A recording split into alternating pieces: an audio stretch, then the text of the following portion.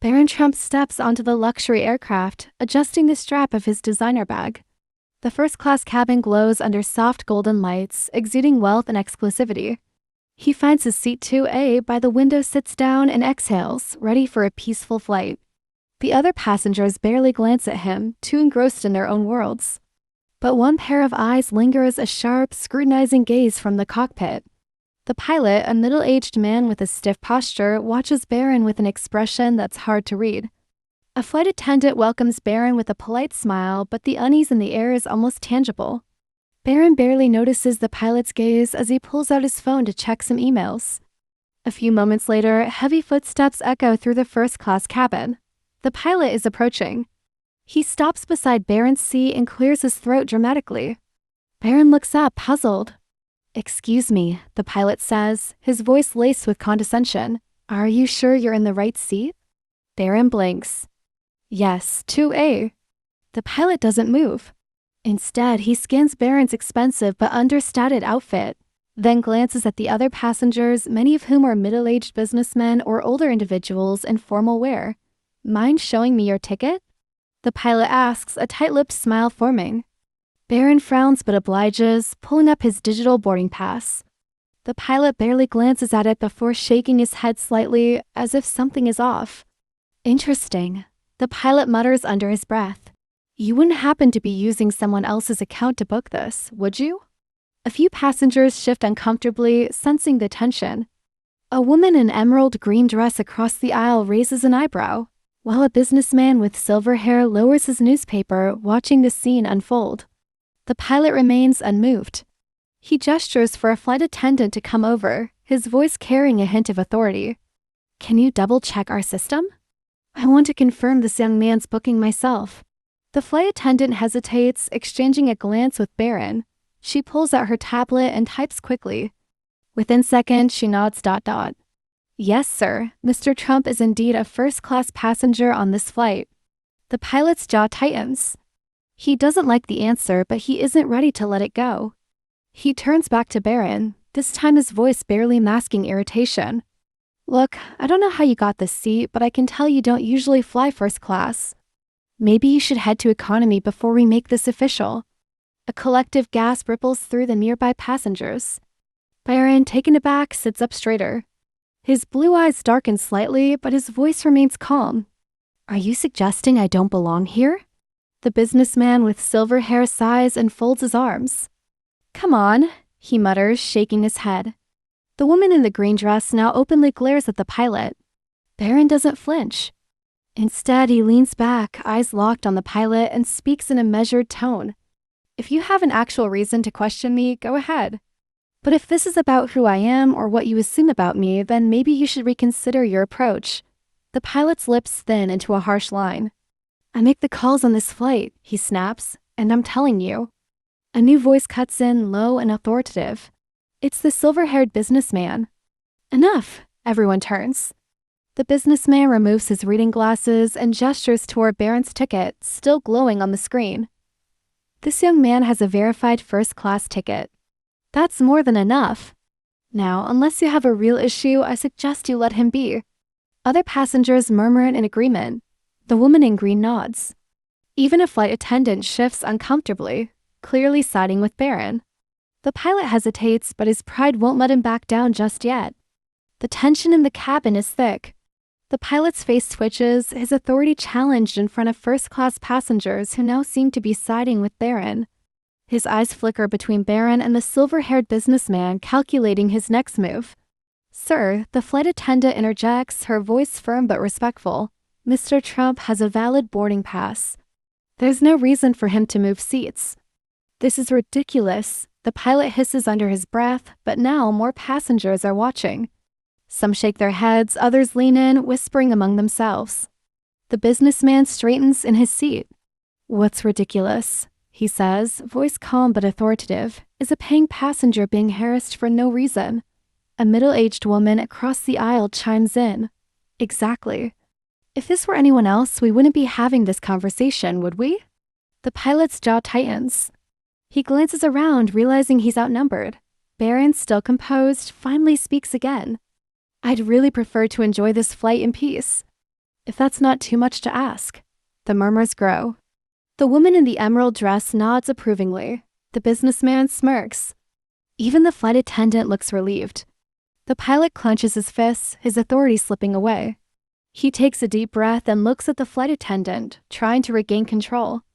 I have the right to remove any passenger if I believe there's a valid reason. And what's your valid reason? The businessman fires back. The pilot hesitates. The silence is deafening. Then he makes his final move. Fine, he grits out. I'll let it go. But if there's a single issue with this flight, I'll personally see to it that he's escorted off at the next airport. The businessman chuckles. I think we both know that's not going to happen. Barron doesn't react.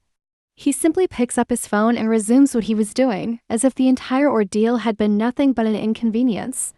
The pilot exhales sharply, turns on his heel, and marches back toward the cockpit. The tension lingers, but the moment he disappears behind the door, the first-class cabin feels lighter. Unbelievable, the woman in green mutters. The businessman chuckles, shaking his head. Power trips never end well. Barron simply nods, a small smirk forming on his lips as he leans back against his seat. The battle is over, but the flight is just beginning. The plane takes off smoothly, soaring through the night sky. The soft hum of the engines blends with the quiet chatter of first-class passengers. The confrontation from earlier still lingers in the air, but now something else takes over curiosity. A young woman sitting a few rows back leans forward. That was insane, she whispers. Are you always this calm? Barron glances up, offering a polite smile. You get used to it. Used to what? The businessman asks, pouring himself a drink. People treating you like you don't belong? Something like that, Barron replies, his voice even.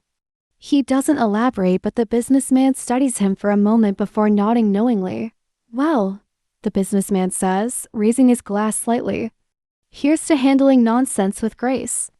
Barron chuckles, clinking his water glass against the businessman's across the cabin.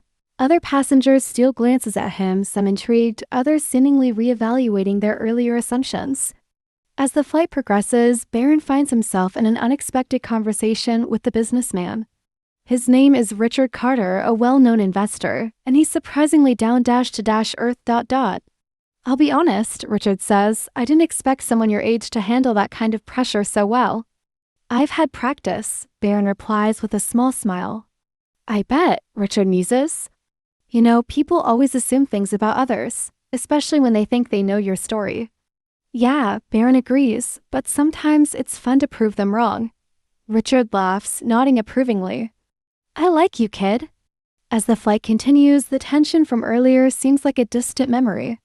Barron leans back in his seat, glancing out the window at the endless stretch of sky.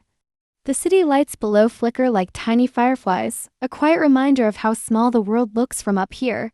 You ever think about that? Richard asks suddenly, pulling Barron's attention back. Think about what? How different everything looks from above. Problems that seem massive down there suddenly feel insignificant. Barron considers this for a moment before nodding. Yeah, perspective is everything. Exactly, Richard says, smiling. And you, my friend, seem to have a better one than most adults I know. Before Barron can respond, the flight attendant approaches with a polite smile. Mr. Trump, we'd like to offer you a complimentary dessert as an apology for the earlier misunderstanding. Barron chuckles. That's not necessary, but I appreciate it. Nonsense, Richard interjects. Take the dessert. Consider it a trophy for keeping your cool under pressure. The flight attendant places a beautifully plated chocolate souffle in front of Barron, who shakes his head in amusement. As he picks up the spoon, he notices something interesting: the pilot, now seated in the cockpit, watching him through the slightly open door. But this time, there's no malice in his eyes. Just something else, something like respect. The announcement chimes through the cabin. Ladies and gentlemen, we are beginning our descent into New York. Please fasten your seatbelts and prepare for landing. Barron exhales, stretching his arms slightly before clicking his seatbelt into place. Across from him, Richard does the same, but then turns to Barron with an amused look. You know, he says, I wouldn't be surprised if this little fiasco ends up in the news. Barron laughs. Wouldn't be the first time. As the plane descends, the pilot's voice comes over the intercom, steady and professional. We appreciate your patience and hope you had a pleasant flight with us. Barron notices something odd. There's a slight pause before the pilot continues. And to all our passengers, especially Mr. Trump, we hope to see you again soon. Barron raises an eyebrow. Did he just hear that right? A few passengers glance at him, surprised by the unexpected acknowledgement. Even Richard lets out a low whistle. Well, I'll be damned, he mutters. That's about as close to an apology as you're gonna get from a man like that. As the wheels touch down, the first-class cabin feels different, lighter. The passengers who once stared at Barron with curiosity or skepticism now see him in a new light. Some nod respectfully as they gather their belongings. The flight attendant offers him a warm smile as she opens the overhead compartment for him. Safe travels, Mr. Trump, she says sincerely. Thanks, Barron replies, slinging his bag over his shoulder. Just before he steps off the plane, he steals one last glance toward the cockpit. The pilot is standing at the entrance, arms crossed, his expression unreadable. Then, after a beat, he gives the smallest nod. Barron nods back before stepping onto the jet bridge, disappearing into the busy airport crowd. He doesn't look back. He doesn't need to. Because for once, the world saw him for who he really is, not just a name, but a person.